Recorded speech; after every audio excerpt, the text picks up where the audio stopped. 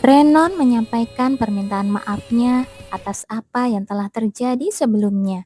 Sebagai tangan dan kaki Duke serta Duchess, Renon mengikuti perintah mereka secara membabi buta karena dia menganggap itu sebagai sebuah kewajiban.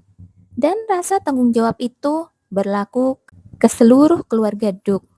Meskipun Renon telah menyadari bahwa Edith berada dalam bahaya, dia berpikir bahwa tidak ada pilihan lain selain mengikuti perintah Cliff yang saat itu ditunjuk sebagai penerus sampai Yang Mulia Duke kembali.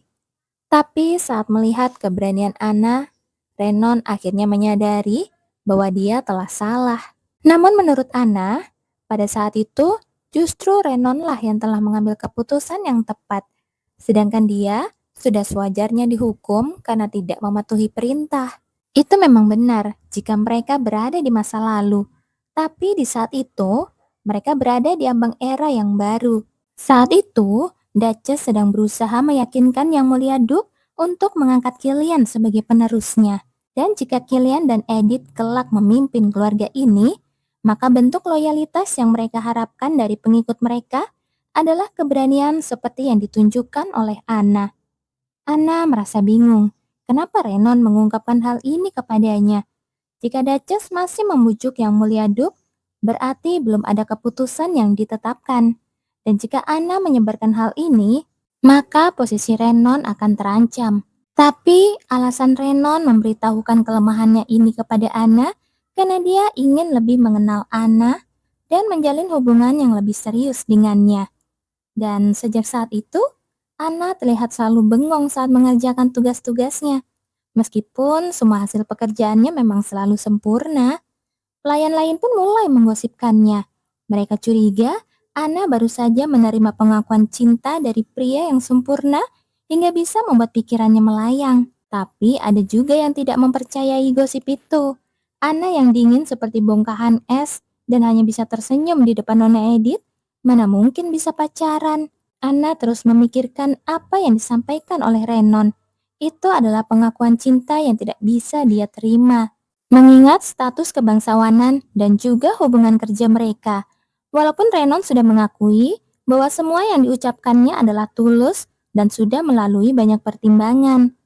Dulu, di tengah hari-hari yang sibuk dan sepi, saat Anna bertemu dengan Renon, dia sempat berpikir, jika aku bisa hidup bersama dengan orang seperti dia, sepertinya hidupnya akan bahagia. Itu adalah perasaan yang diam-diam Anna impikan.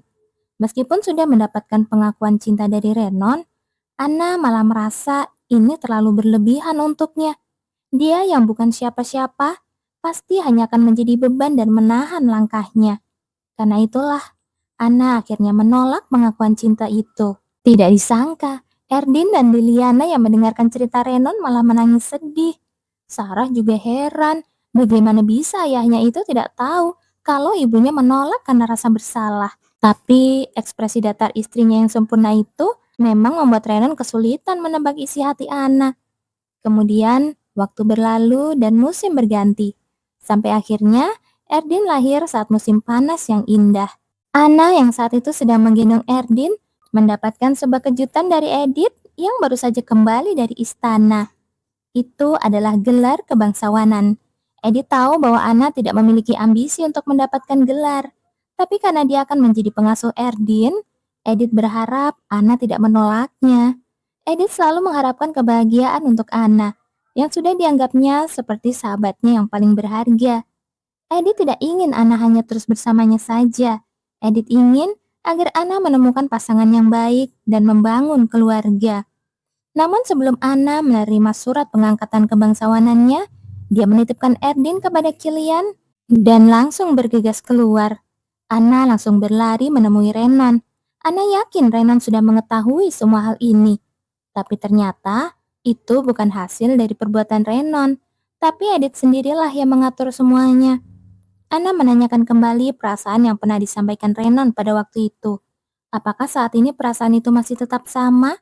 Jika sudah terlalu lama berada dalam posisi melayani orang, lama-kelamaan, posisi itu terasa seperti identitas diri sendiri. Seorang pelayan tidak menginginkan hal yang indah dan mahal.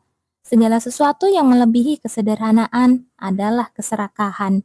Juga tidak boleh memiliki keinginan untuk mempelajari banyak hal. Dengan kesadaran dan kebanggaan sebagai pelayan dari keluarga bangsawan terhormat, mereka memperhatikan dan merawat benda-benda berkilau di sekitarnya, menyadari batas kemampuan dan kedudukan diri sendiri, dan jangan pernah menginginkan yang bukan milikmu, apapun itu.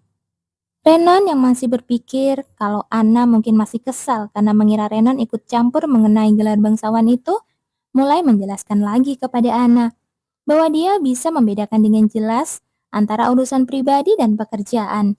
Dan dia juga akan selalu memastikan bahwa Anna tidak akan mengalami kerugian apapun, walaupun mungkin Anna akan merasa terganggu.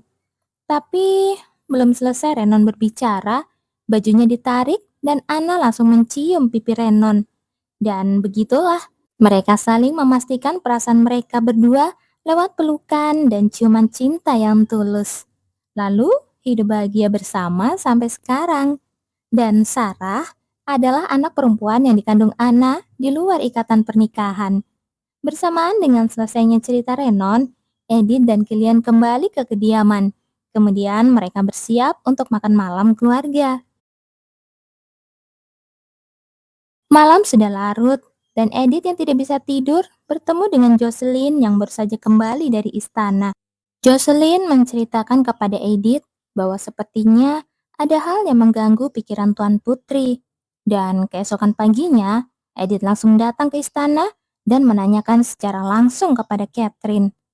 Tapi Catherine terus mengelak, sampai akhirnya Edith yang merasa kesal itu menemukan sesuatu di tempat sampah. Sebuah potongan koran yang memberitakan tentang Putri Nadia, seorang bintang yang sedang naik daun di Hamed, dan juga calon putri mahkota yang berupaya memperkuat posisinya bersama dengan Pangeran Hidayat, sepupunya yang juga mendukungnya.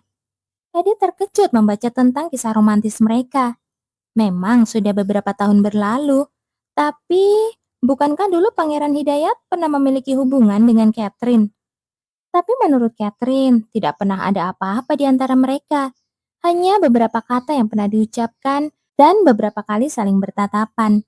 Juga segenggam perasaan yang tidak pernah terucapkan. Catherine mengingat masa kecilnya saat dia mengira Cliff menyukainya, hanya karena beberapa kata dan tindakannya. Catherine pun merasa telah menipu dirinya sendiri dengan mengira dirinya itu istimewa bagi mereka. Dan Pangeran Hidayat hanyalah salah satu dari sekian banyak pria seperti itu.